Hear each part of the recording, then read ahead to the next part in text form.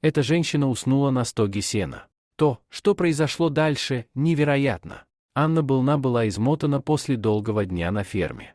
Работа была тяжелая, и солнце неумолимо светило с неба. С потным лицом и грязными руками он, не покладая рук, работал, ухаживая за животными и пахая поле. Когда он увидел вдалеке кучу сена, он почувствовал тоску по минуте покоя и расслабления. Наконец, у него был небольшой перерыв. Он прилег на мягкое, ароматное сено и на мгновение закрыл глаза. Тепло сена и мягкий шелест листьев были бальзамом для его утомленных чувств.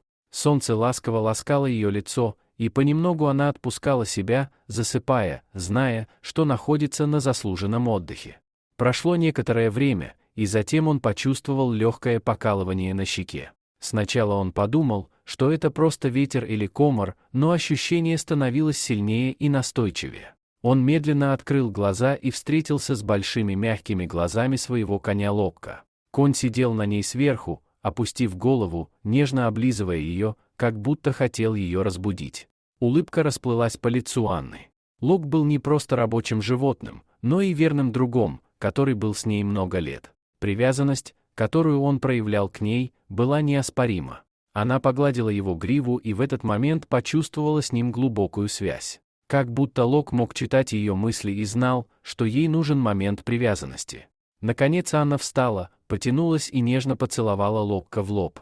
Она решила вернуть ему часть того, что он ей дал. Он приносил ему пресную воду и еду, тщательно чистил его ящик. Локку, казалось, понравились ее услуги, и он ответил удовлетворенным ржанием.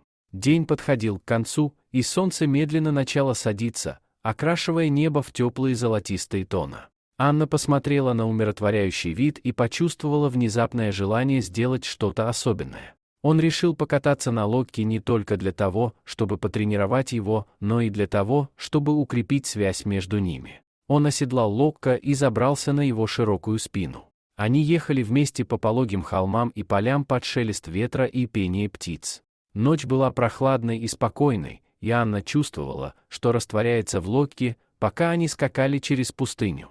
Когда они наконец вернулись на ферму, уже темнело. Анна отвела Локка обратно в его ложу, уткнувшись носом в его шею и шепча ему нежные слова. Связь, которую он почувствовал в тот день, была чем-то особенным. Он знал, что должен дорожить этими моментами, потому что они были настоящим сокровищем в его трудной, но полезной жизни на ферме. Спасибо за просмотр. Подписывайтесь на канал, где вы найдете еще много интересного. А также ставьте лайки и пишите комментарии, что думаете насчет этой истории.